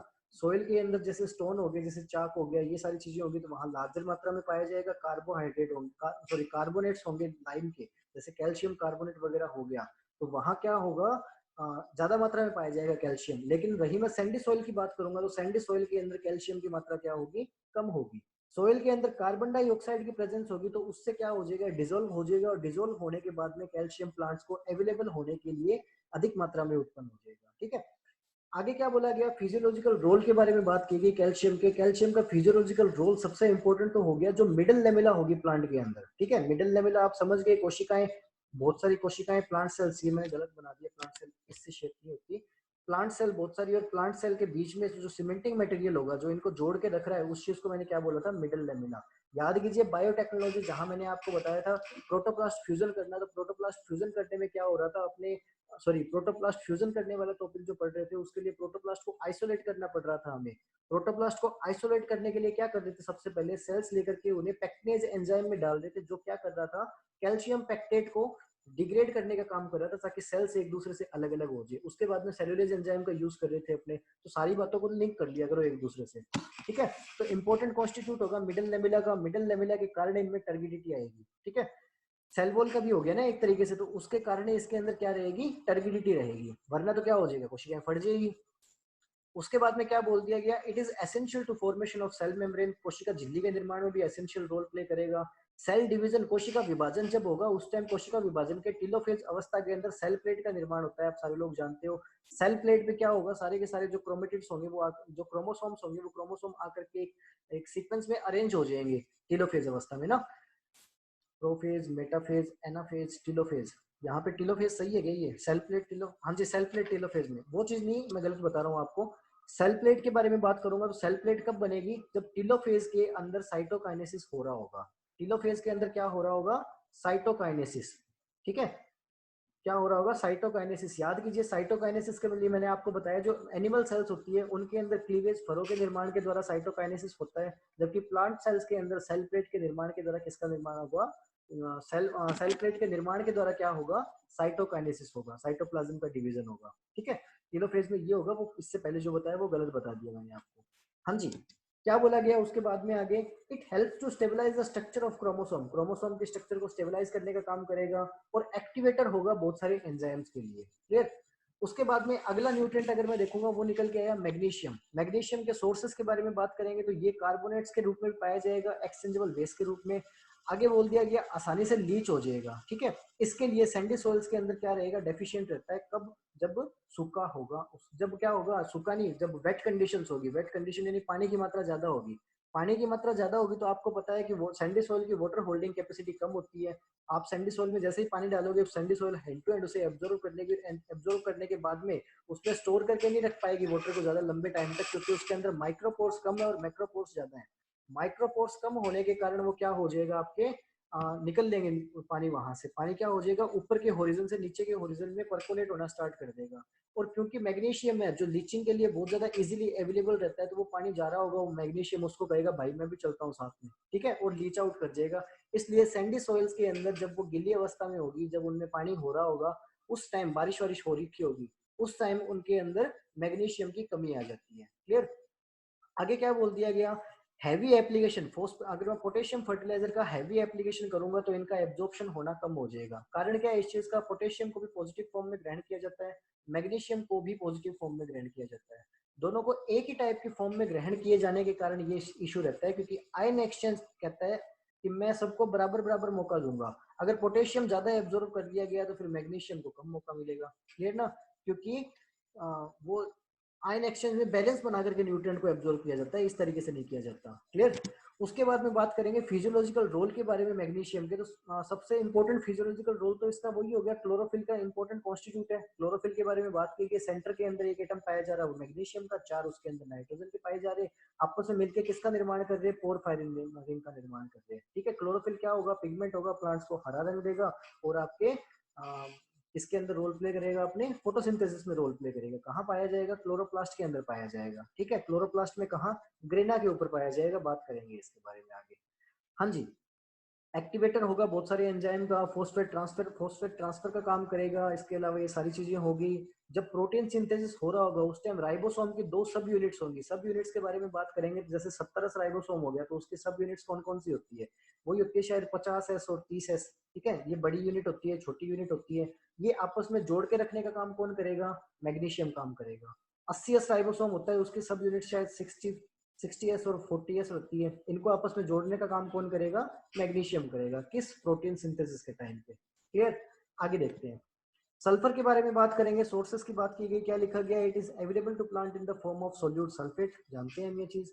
फिजियोलॉजिकल रोल के बारे में बात करेंगे तो ये इंपॉर्टेंट कॉन्स्टिट्यूट है कुछ एमिनो एसिड्स का। अब ये मोस्ट इंपॉर्टेंट है, ध्यान रखना, डायरेक्ट क्वेश्चन पूछा जाता है। सल्फर कंटेनिंग एमिनो एसिड कौन से होते हैं, वो एमिनो एसिड कौन से हैं जिनके अंदर सल्फर पाई जाती है। ठीक है, कौन कौन से होते हैं, सिस्टाइन, सिस्टीन और मैथियोनिन, ध्यान रखना, बहुत इंपॉर्टेंट है ये। ठीक है, ये जो 3 आपके एमिनो एसिड है इनके अंदर सल्फर पाई जाती है, ध्यान रखना। ठीक है, कुछ विटामिन भी ऐसे होते हैं जिनके अंदर सल्फर पाई जाती है, वो कौन कौन से हो गए, बायोटाइन, थायमीन, ग्लूटोथियोन। ठीक है ना, इंपॉर्टेंट है ये सारे के सारे, ध्यान रखना, मोस्ट इंपॉर्टेंट है, इंपॉर्टेंट बोलना भी कम है इनके लिए।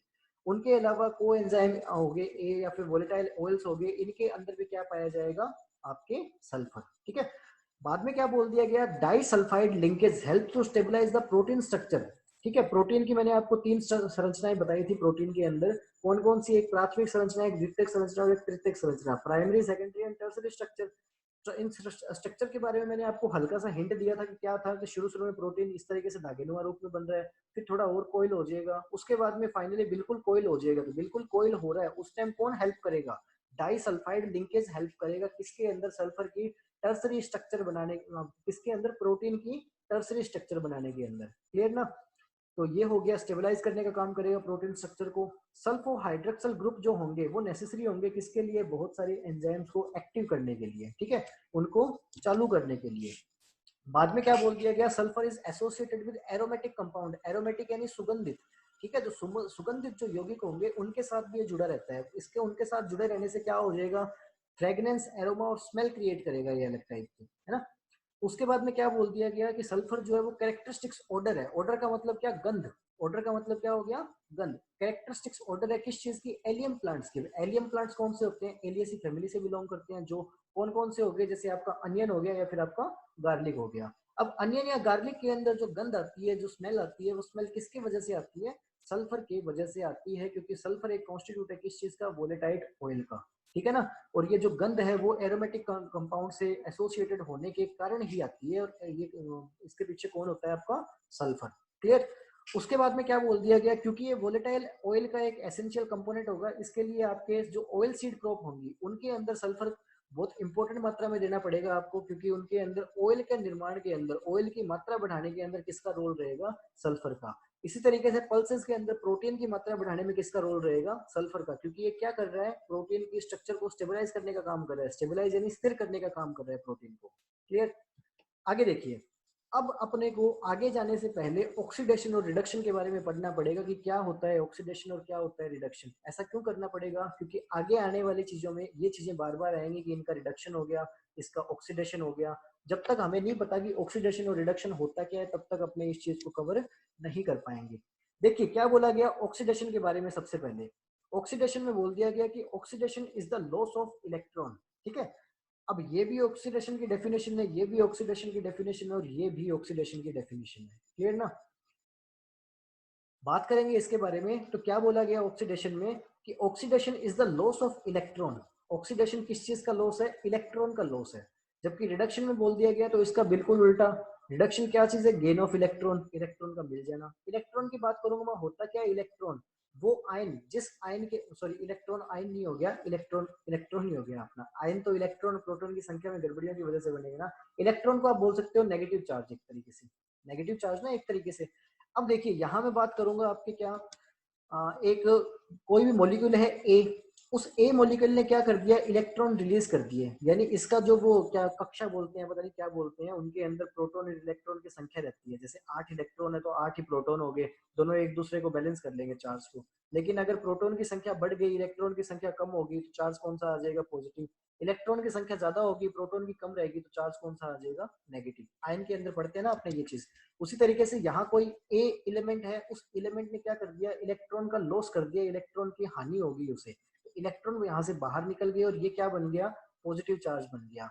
और इस चीज को अपने क्या बोल दिया, ऑक्सीडेशन। यानी कि ए का क्या हो गया, ऑक्सीडेशन हो गया, ठीक है। और ऑक्सीडेशन कब होगा, जब उस पर पॉजिटिव चार्ज जितना ज्यादा बढ़ता चला जाएगा उतना ही उसका ऑक्सीडेशन होता रहेगा। अगर मैं रिडक्शन के बारे में बात करूंगा तो रिडक्शन क्या हो गया, गेन ऑफ इलेक्ट्रॉन। ये एक ए मॉलिक्यूल था, इलेक्ट्रॉन आया, इलेक्ट्रॉन जुड़ गया, एनाइन बन गया। अभी इलेक्ट्रॉन की संख्या ज्यादा होगी इसमें, तो नेगेटिव चार्ज जितना ज्यादा बढ़ता चला जाएगा, ठीक है, रिडक्शन उतना ही ज्यादा बढ़ता चला जाएगा, ध्यान रखना।